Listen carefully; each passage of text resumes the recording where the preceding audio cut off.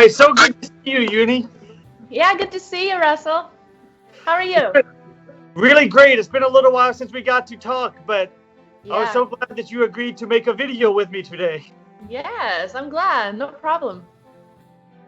So, about a month ago, I made a recording with one of my friends who I've known for 20 something years. So, Yeah. uh, my viewers got to meet one of my oldest friends, and now they are meeting one of my newest friends.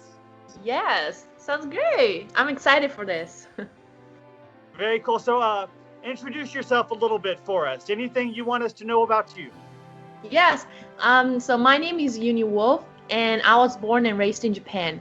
And when I was 15, I moved to the United States, Kentucky, and now here I am. I lived almost 5 years. And so when I got here, my English wasn't good. Like I could only say like hello, how are you? Goodbye, thank you. That's that that's pretty much I could say. But right now, 5 years later, I feel like my English is much better. I'm not gonna say I'm perfect or fluent, but I think my English is like it's much better than before. So yeah, and then yeah, I so think it's uh-huh. great. When we speak, you always understand me perfectly, and I can understand you very well also. Oh, thank you. I'm glad to hear that. Have I been able to teach you anything? Like, Uh-huh. I know you watch my YouTube channel and social media. Uh-huh. Yes, I do. So I think so your video is really good, but maybe more for like a beginner. So I think it's really easy to understand for beginner students. So I think your video is really great. Thank you. Yeah. You Yeah. know, when I started my channel, my my aim was to help absolute beginners. Yeah.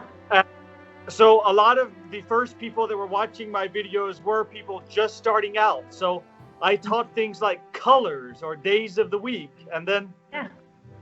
over time, a lot of people, especially my italki students who are more advanced, started saying, man, we'd love to see you have some conversations with people or, do something more advanced. So Yeah. Uh-huh. that's the big Yeah. idea behind doing these kinds of videos.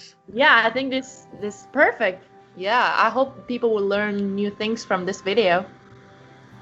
So it is incredible to me, actually, how much you have learned in just 5 years. So tell me Yeah. about the process for you. How did you accomplish this? Yeah, so okay, my mom is Japanese and my dad is American. And when I was in Japan, my dad was already in America because he had a job here, so we couldn't really live together. So I didn't really have opportunity to talk with my father in English. So I pretty much grew up only in Japanese language and not English.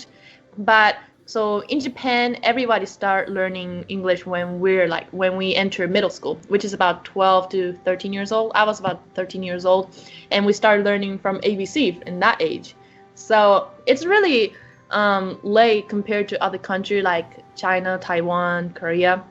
But I think right now things are different from now. I think people will learn more earlier age. But yeah, so when I started learning English at 13, and then until 15, which is about like 3 years, I think I developed my English really well. And but still at the age of 15, when I got here, yeah, my English wasn't still good enough to have a pretty good conversation. But the way that I learned was, it's not like I use textbook or like material to learn. It's more of like just be in the conversation and put myself in the environment. So that's how I learned English. Yeah. What was the most difficult thing about learning English for you? Um, so difficult part of like not learning English, but like to have an English, to be in an English environment is like going to school, like a public school in America, because it's everything in English. So even though my English conversation is good, doesn't mean taking class in English is, it's easy for me because the conversational English and class English is really different. The way they teach, it's all different. So that was the most hardest thing about being be in the environment, in the English environment. And so when you came to America from Japan, did you come straight to Kentucky? Yes, yeah, I came straight to Kentucky, and I've been here for 5 years. Yeah, I always wanted to go to more like bigger cities, but Right. I started liking Kentucky. You know, sometimes I think God just has a hand in how people get connected because, you know, Exactly. we live in the same state and we both teach languages on italki, right? You teach Yeah. Japanese, I teach English, and I was just on Facebook one day, and on Facebook there's a section where they suggest people that you may know, and Huh? I saw your profile and I was curious because I was like, I don't know this person. I'm curious, and so I go on and I see that you are a teacher on italki and you live in Kentucky, and I think, oh, so this is why they suggested you, and Yeah, yeah. It sounds pretty crazy, but it's awesome. Yeah, how God can use social media to put us together too. That's really amazing. then once we talked, it was mind blowing. We have so many things in common. Yes, yes, like our like belief or yeah, yeah. I think we have really pretty much common. Yeah, Yeah. we have a lot of, like, religious and political beliefs, and Yes, yes. also like hobbies. Mhm. Like a Recently helping my son get into photography, and I know that yeah. photography is an interest for you, right? Yes, I really love taking pictures. Even though it's not my profession, but I would like to consider to use as like the side job thing in the future if I ever get a chance opportunity. Yeah, really, I really enjoy taking pictures. And so, now you're doing a italki, and I think you're also working in a restaurant. But what's the long-term goal for you? Where do you see yourself in 5 years? 5 years. Yeah, so yeah, my dream compared to before and now is completely different.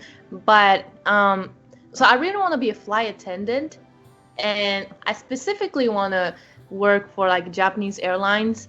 But currently I'm engaged, so once I get married, I want to have family. So my dream, the real dream is to have family altogether more than what like career I want to have. So I still want to be flight attendant, but at the same time, I want to have family. So it might be a little bit hard to be a flight attendant and be a mother at the same time.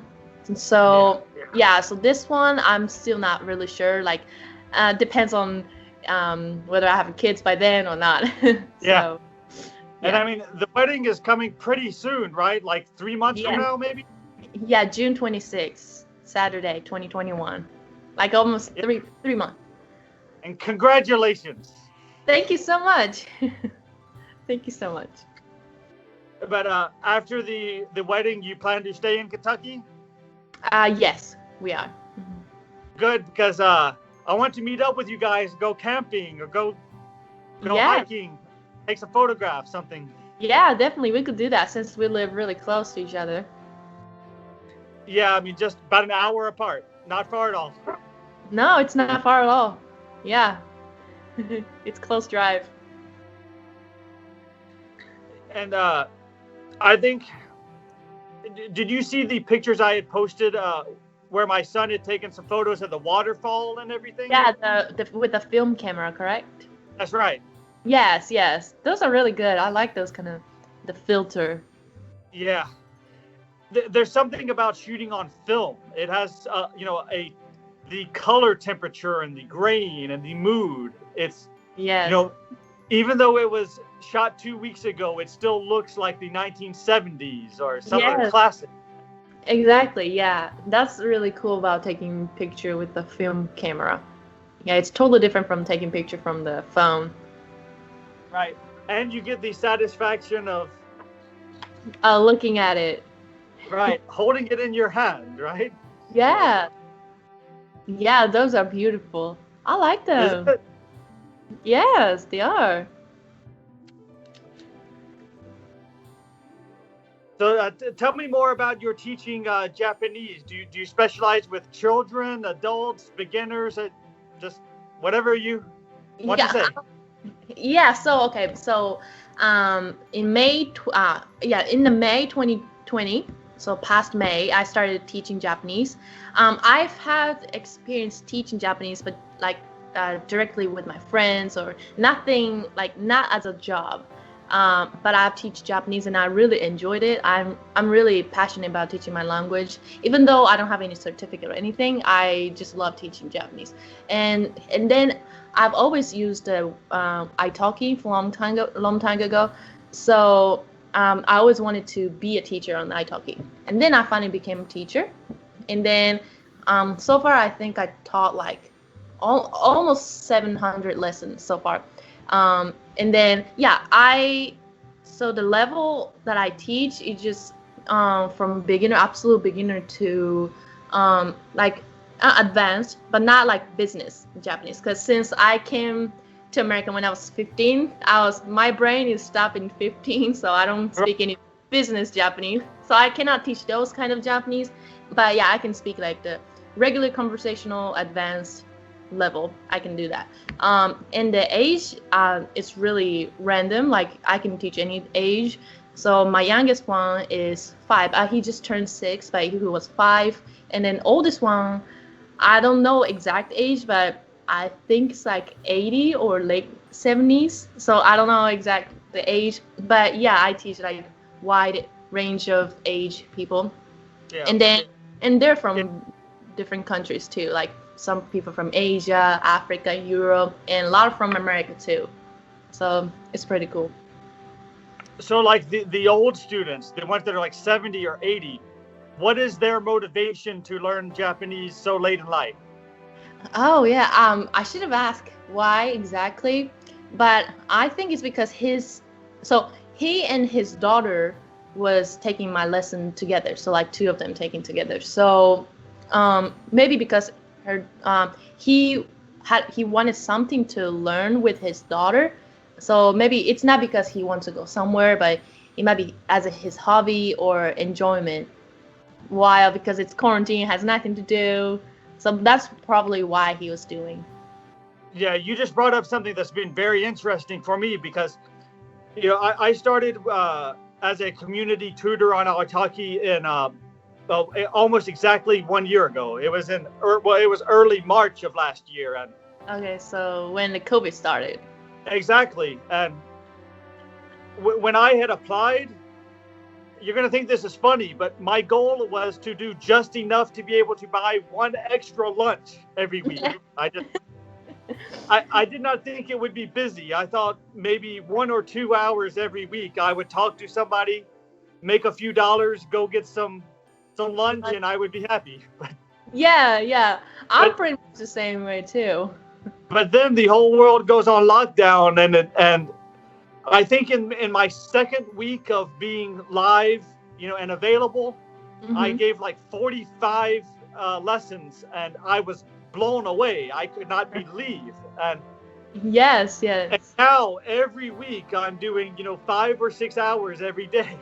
Yeah, I'm pretty much the same way because sometimes I write you and I say, hey, can we talk today? And you say, no, I'm busy. I'm teaching. Yeah, exactly. So yeah, I'm pretty busy. And other than teaching, I have other job to like work at the restaurant. And also other than that, I have a college classes. So it's my schedule is crazy. But yeah, anyway, so yeah, I started italki. I didn't think about like I'm gonna do like full time or I'm gonna do like many hours a day. I was thinking like maybe hour to 2, like you said. But as I started going, like a couple week passed and a month passed, a lot of students find me, and then they started getting interested in my class and then tutor lessons. And then I got a lot of schedule from italki, and then I can't live italki anymore. And I really enjoy it too, and I can get to see so many new people and so many backgrounds, so many language. And it's really cool to see many people. That is the most interesting thing for me because, I do not do like formal, grammar lessons. I mean, of course, if someone has a question for me, I will do my best to explain. But mostly I'm just having conversations like this. And I tell people very early on, you can ask me anything, and I want to be your friend. And so we get to know each other really well.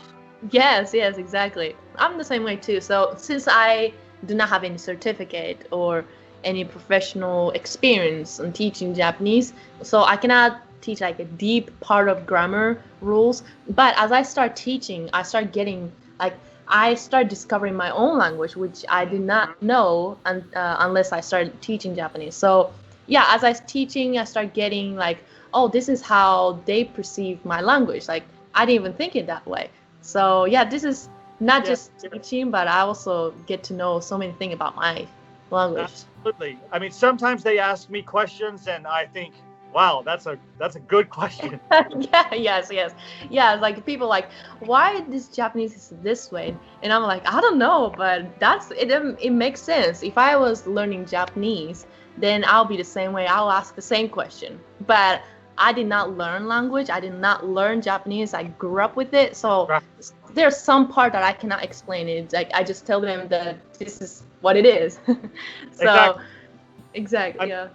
Sometimes I have to do the same thing. Like earlier this week, one of my students had written an article about reviewing a restaurant, and Uh-huh. he is Chinese, but he is living in I think Sweden. So we got a lot of different language things going on here, and Yeah. he speaks English very well and writes very well, but sometimes he will write a sentence that I understand perfectly, but I will make a suggestion that it would sound more natural if he changes just like one word or one preposition. And Mm-hmm. he will ask me why. And sometimes I can say, and other times I can just say, just trust me. It flows better this way. Yeah, yeah, it makes sense. Yeah, that I totally get that. Yes. That's really cool to teach your own language because you get to know your own things too that you didn't even know. So, Well, every time I talk to you, I wish I had 2 or 3 hours because I know yeah, that we can just keep going and going, but yeah, we could. and we could talk again, of course, more in the future. But before we run out of time, I wanted to play a game with you. Yes, no problem. So you're familiar with Would You Rather, right? Yeah. So this is when you pose a question to somebody, you give them some options, they choose and explain why they make the choice. So Okay, yeah. I've chose a question for you, and I had asked you to choose a question for me. So Mhm. I am a gentleman, ladies first. So would you rather ask me first, or do you want me to ask you first? It's your Okay. choice. Oh, sorry about that. I did. That was maybe my mistake to misunderstood. Like, I did not think about the question, but I can think. Yes, but it's my fault. No. So I had just given you a couple of options about some questions that maybe you could ask me. One of them was about, well, let's see. I've written it down here, so let me make sure I get it right. Yes. Um, Yeah.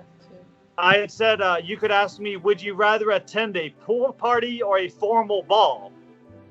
I would rather form a ball. It just because I'm not like a party person, or I've never been to party thing. I went to just one prom. It was pretty much party, and I didn't really like it. So I think I like more formal and more quiet ones. We are completely on the same page. I mean, a pool party can be fun, and especially when I was young, maybe this would have been my choice. But now, I like to put on nice clothes, maybe drink a little wine, have some quiet music, talk to some people. Yeah. Yes, sounds good. I understand that. All right. Oh, so this is a question for you. So, would you rather give a speech in front of 1,000 people or sing a solo in front of 30 people? Yeah, definitely sing solo in front of 30 people because I hate speech. I just hate it. I've done speech like in front of like 500 people. Like I hated it and I was so scared. So I rather sing and less people in front of. Yes. And I love singing too. I cannot say like I'm good at, but I enjoy, so I rather do that. Okay, so we have found something where we are opposite. Okay. I would gladly give a speech in front of the entire world, and I would not be nervous. Wow. It would be fun for me. Well, I can't do that. I can't. But I am not a good singer. You know, Uh-huh. I'm good at playing the piano, but singing not so much. And if I had to sing a solo in front of two people, I would Yeah. not. I would not like this. Yes. Yeah. Yeah, I understand, but that's that part that's different though. Yeah, we have. Well, now that our time is wrapping up, is there anything else you would like to say before we go? Yeah, I just came up with one would you rather thing. Okay. Um, Okay. so would you rather go to the past or go to the future and see yourself? Boy, that becomes complicated because, Uh-huh. certainly if I could go to the past, there are times in history. I Mhm. would love to meet certain historical figures or see major historical events. Uh-huh. I know that I want to see those things, but maybe I don't want to see the future. Yeah, yeah, maybe. Yeah. And, if I could go back to certain things in my life and change them, part of me says, yes, I would love to go and stop myself from making this mistake. But that has a ripple effect. Exactly. I Yeah, go the back past and mistake makes you current that's not, you too. In a good maybe I would be a completely different man now if I didn't. Yeah, exactly. Yeah. I'll probably say the same thing. If I was more younger, I would definitely say future because I want to see my future. But now, I really want to go past and like I just want to re-experience what I like. My childhood was like really fun and enjoyable time, so I want to go back and yeah, see it. Yeah. I mean, I'm very curious about the future, and I am optimistic because I believe God has a plan, and I believe that humans are smart enough to do what is in our best interest, and Yes. we will do amazing and fascinating things. Yes, I understand. I agree with that. Amen. Well, it has been a pleasure to talk with you, and I'm sure everyone is going to enjoy it very much. So, Yes, I would love that. Yeah, I can't wait to see the video come out. yeah, hopefully we can get together soon and have some fun. Yes, you too. Thank you so much. Yeah, I'll Bye. talk very soon. Yes, bless you. Enjoy your day. Yes, you too. Bye.